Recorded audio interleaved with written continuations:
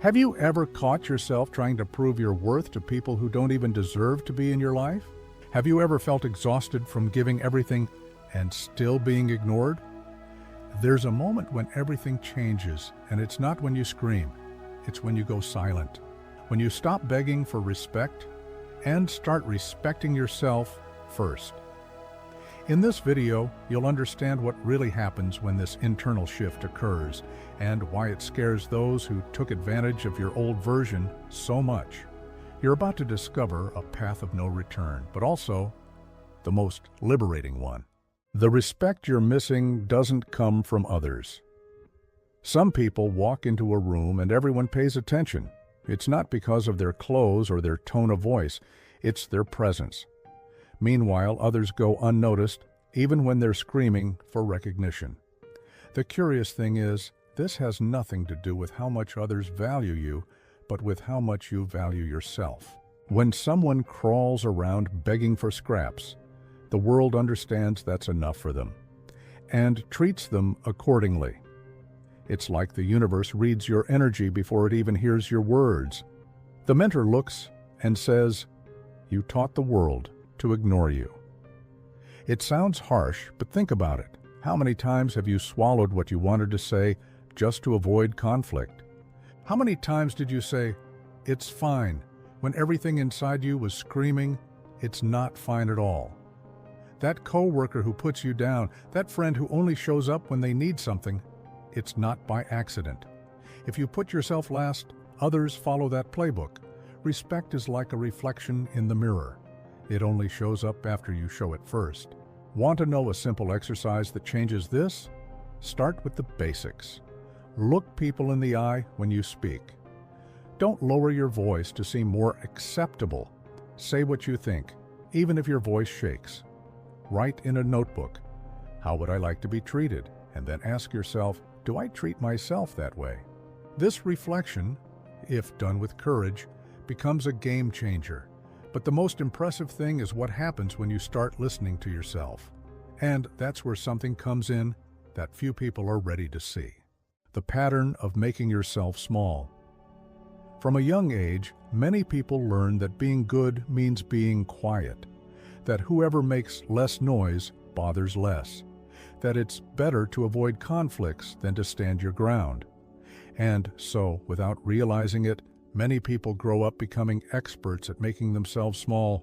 The person learns to smile when they want to cry, to agree to avoid friction, to stay quiet so they won't be problematic. But the problem is that by doing this, they keep losing space until they disappear within their own life. The pattern of erasing yourself comes disguised as kindness. And because it's so subtle, it's easy to fool yourself that let it go becomes routine. You avoid giving your opinion in a meeting. Don't set boundaries in a relationship. Give up your preferences in your friend group. Little by little, the world learns that you don't have preferences, don't have a voice, don't have a position. And the cruelest part is that at some point, you start believing that too. It's like living with your internal volume on mute.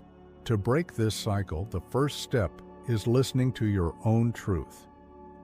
Try this. For 1 week, write down on paper everything you wanted to say, but didn't. Simple situations, a comment that got stuck in your throat, a no that became yes, just to please. Read it at the end of the week. The shock is inevitable. This practice, besides being revealing, shows how many times a day you erase yourself. And the question that starts to emerge, even if in silence, is, how long will this continue? When you beg, you give away your worth. There's a type of tiredness that doesn't come from the body. It comes from the soul. It's the weight of living, trying to prove you deserve respect. Have you ever found yourself in this situation? You do everything right, give more than you receive, and still feel like you're always begging for attention, recognition, consideration. Begging for respect is like offering gold and asking for charity in return.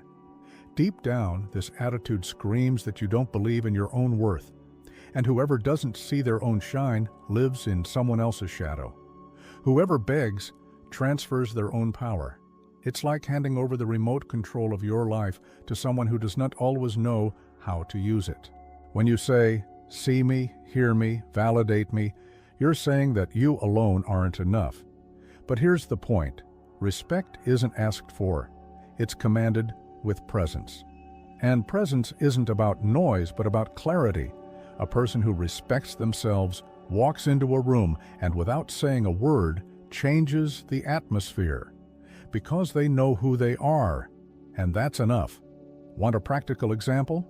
Start observing the moments when you're negotiating your self-esteem, when you avoid saying something so you won't be judged, when you force yourself to smile to keep up appearances, when you accept an invitation just to not disappoint. With each choice like this, a piece of your worth goes away. Reversing this process takes courage, and when that courage starts to emerge, something inside you wakes up and awakens a new perception about that old invisible habit that hurts so much. The self-sabotage of whatever. Two small words that, said repeatedly, become a sentence of erasure. At first, they seem harmless, a way to show lightness, flexibility. But over time, whatever starts becoming a lifestyle, and not a good one. The person gives up preferences, swallows desires, hides discomfort, and worse, they don't even realize they're sabotaging themselves. Gradually, they become someone who no longer chooses anything, just accepts. This attitude might seem noble, but it's treacherous. You know that restaurant you never choose, even when they ask? Or that opinion you always swallow because it's not worth the argument? These are little whatevers that pile up and erase you. People around you learn that your decisions don't matter. And the reflection of this shows up everywhere. Shallow relationships, friendships that dominate, environments where you're just part of the scenery, invisible but functional. Want to turn this game around? Try starting with small conscious choices. Choose the movie, say what you want for dinner. Give your opinion, even if it goes against the grain. It might seem silly, but it's in these small gestures that identity rebuilds itself. Because when you start saying what you want, the world starts truly seeing you. And this change awakens something that until then seemed distant, the right to be heard, even if by being heard, you risk being called something that many people fear. The fear of being called difficult. There's a hidden fear behind many people who live saying yes when they wanted to say no. The fear of being called difficult. Being seen as someone who sets boundaries, who questions, who refuses, still scares people. That's because we've been conditioned to believe that being accepted means being pliable, always available, always convenient. But the truth is, whoever is too easy to deal with is often easy to exploit. And that comes with a high cost, usually paid in silence, exhaustion, and resentment. People who truly respect you don't get bothered by your boundaries. They don't run away when you say, "I can't, I don't want to, this bothers me." Actually, they're grateful to know how far they can go. You know why? Because clear boundaries are a sign of maturity. Whoever gets irritated with your stance most of the time isn't mad because you were difficult. They're frustrated because they lost easy access to your automatic compliance. And when this realization hits, a lot changes. To practice this new behavior, start saying no in simple situations. You don't need to justify it. Just say it clearly and calmly. Say no to an invitation you don't want, to a favor that will overwhelm you, to a conversation that drains you. It will hurt at first, yes, but it's in this discomfort that real respect is born. Because being called difficult by those who benefited from your submission is actually a big compliment in disguise. And this starts preparing the ground for an even more powerful change. The power of clear boundaries. A boundary isn't a barrier to push people away. It's a fence to protect your peace. And only those who got tired of being crossed understand this. People who live saying yes to everything end up suffocating gradually. And when they finally explode, nobody understands why. But those who live with clear boundaries don't need to reach that point. because they've made it clear from the beginning how far they'll go and how far nobody else should step. Have you noticed how people with well-defined boundaries are calmer? It's because they don't live in internal warfare. They don't need to pretend they're okay when they're not, or carry the weight of others' expectations. Want a practical example? Say you don't answer messages outside work hours, that your Saturday is yours, that you don't participate in conversations that don't add value. Over time, people understand, and what seemed like coldness at first becomes silent respect. Whoever stays after your boundaries are established stays by choice, not convenience. And that changes everything, because you stop worrying about pleasing and start surrounding yourself with sincere relationships. People who understand you, respect you, and don't get offended when you choose yourself. And when this new type of interaction starts to flourish, a new habit also begins to form. A habit that manifests in the details of your daily life, but whose roots run much deeper. Respect starts in your routine. Self-respect isn't just a pretty idea posted on Instagram with a self-help caption. It reveals itself behind the scenes, in the silent routine, in the habits no one sees. It's in the time you wake up and decide not to hit snooze for the 5th time. It's in the food you choose to eat, how you take care of your body, the quality of sleep you allow yourself to have. When a person respects themselves, they take care of the small details, like someone protecting a sacred temple. And it's not about perfection, it's about intention. Those who respect themselves say no to that toxic call, cancel the meeting they already knew would drain their energy, choose to work with what makes sense, even if they earn a little less at first. Want a direct example? Create the habit of writing down your daily goals. Reserve 30 minutes for yourself every day without distractions. Read books like The 4 Agreements or The Power of Habit. This isn't luxury, it's commitment to yourself. Every yes you give to the world when you wanted to say no is a small abandonment of yourself. It seems like little, but it accumulates, and suddenly you don't even know what you truly want anymore. But when you start prioritizing yourself, even just a little bit every day, something inside you wakes up. And then, like a silent domino effect, your energy starts to change. And the world responds accordingly. The energy you emit changes everything. There's something nobody tells you, but it's a game changer. When you start respecting yourself, you don't need to say a word. Your energy does the work for you. People feel it.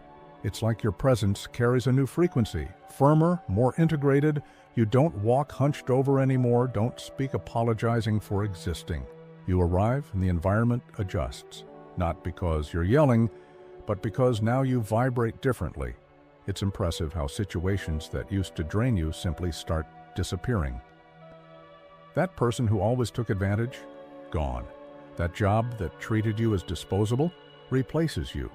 And that, believe it, is liberating, because now you take a stand. And true positioning doesn't need long speeches. It's a look, posture, silence. Practical example? When you start taking care of yourself with discipline, criticism decreases. Others' demands lose power. The energy you emit filters what surrounds you. That's when everything starts making more sense. You're no longer trying to convince anyone of your worth. You're just being. And this being, aligned with what you believe, transforms your perception of the world. The respect that once seemed distant starts showing up in simple situations. A kinder service, an unexpected please, a conversation where they finally listen to you. But for this to truly happen, you need to face the next step. And it might hurt. The first confrontations are painful. The first time you say no to someone who always heard yes will hurt. It will feel wrong. You'll get that urge to take it back just to avoid conflict. But it's in that moment that you start stepping out of the role of an extra in your own life. Confronting isn't being aggressive. It's being clear. It's looking them in the eye and saying, "I've changed."